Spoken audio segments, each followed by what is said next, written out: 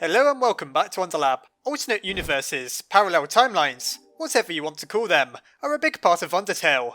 No, I don't mean things like Underswap or Underfell, so I'm sorry to disappoint you if that's what you're here for. That craze undoubtedly started though, thanks to the emphasis on alternate realities that already exists within the core of the game. You may be wondering what exactly I'm talking about. Well, depending on how we play Undertale, the story is radically different. We can go from one of the happiest endings in gaming, seeing our friends reach the surface, or we can achieve one of the most morbid feats in a video game by killing every single character we come across. While games have allowed us to do that in the past, not many, if any, have ever showed the full consequences of such, at least not to the extent that Undertale does. Upon completing the genocide path, the game is permanently altered, as if it never forgot what we did. Believe it or not, parallel universe theory is a real-life concept, and I'll be talking about it a little in this video. So what exactly are the alternate timelines of Undertale? Let's try to avoid getting lost in time and space, and find out.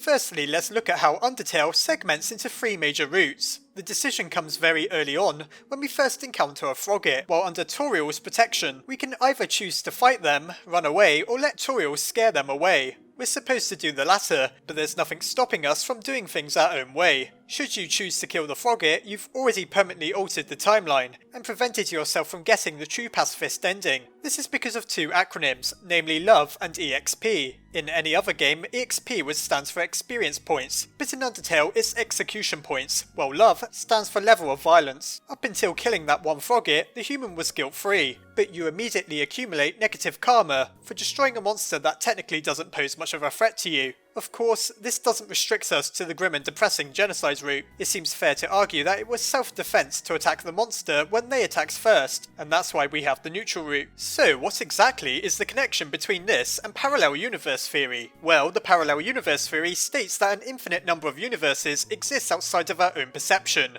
Every time we do something, another universe is created. While everything we do seems to adhere to a single coherent timeline, what would happen if we did things ever so slightly differently? That's called the butterfly effect. Imagine if one day we accidentally crushed a butterfly and created two parallel universes. In one, we didn't crush the butterfly, though in the one where we did, we end up getting run over by a bus the next day, but in the other, we live for a few decades more. How is that possible? Well, in the universe where we didn't crush the butterfly, it ended up getting eaten by a bird. That bird decided it was full, and so it didn't need to hunt for food the next day. However, in the other timeline where the bird went hungry, the bird flew in front of a bus while searching for food. The bus driver just so happened to be a dedicated animal rights activist, and so they swerved out of the way to avoid splattering the bird across their windshield, and ended up crushing us instead. While this is an intentionally silly example, you get the general idea. Now let's see how that applies to Undertale. It seems that we create parallel universes all of our own within the world of Undertale. Every time we save, the game remembers certain details of our journey, from major to minor. Did we kill major characters, such as Undyne or Papyrus? Do we still have part of the snowman from Snowdin on us? Did we say yes to dating Papyrus and no to going to Grillbees with Sans? All of these factors, small and large, may not seem important in the long run.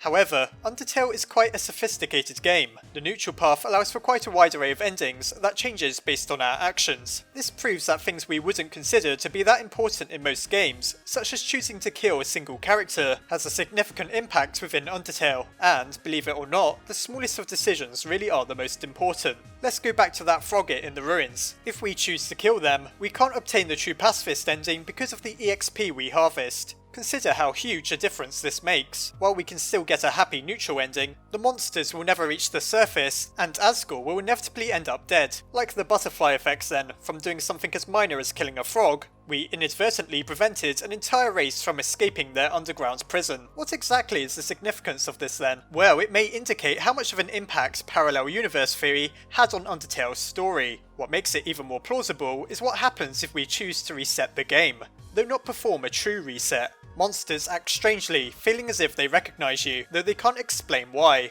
This may be because they've already met us in a parallel universe. If we think about it, there's really nothing in the game that explains why this happens. It's interesting and unsettling for us as players when we realise that the game doesn't forget the things we do, but it's never really addressed as to why this happens. The character W.D. Gaster was apparently shattered across time and space, and references to him only appear depending on a value within the game's files called fun. I've seen it theorised that like EXP and love, fun is yet another secret acronym within the game, standing for Functional Universe Number. Could our fun value indicate what universe we're currently in? With all the different universes parallel universe theory could account for, could the few areas in Undertale that change depending on our fun value be part of a timeline that's just a little different from the normal way things are supposed to play out within the game? It's never necessarily outright stated within the game, though I think it's far more likely that Undertale is full of parallel universes than we realise. Why else do the timelines distort, weave and merge together? If anything, I certainly think the idea of there being multiple realities was an important inspiration for the game.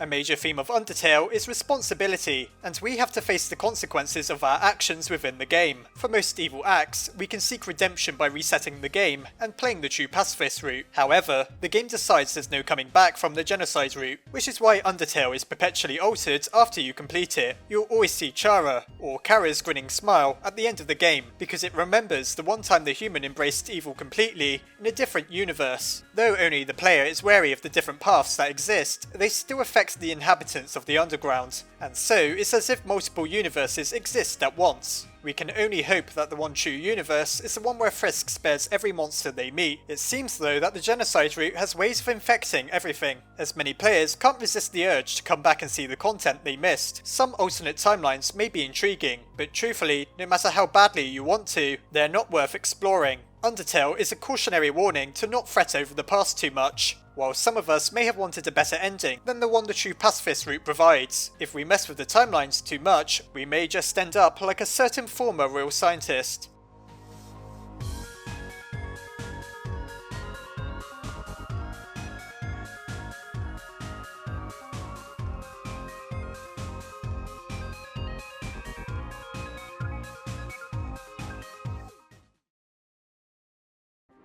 With the amount of fluctuating timelines that exist within Undertale, it's no wonder that there's been so many fan-made universes. Anything is possible, though truthfully it's best not to deviate from the rigorous structure of the true pacifist path if we want a happy ending. What do you think? Is Undertale full of parallel universes, and does that account for all the oddities, such as characters recognising us from before? Let me know what you think in the comments. Anyhow, as always, I hope you enjoyed the video. Try not to become stuck in a timeline with a genocide player, and I'll see you next time.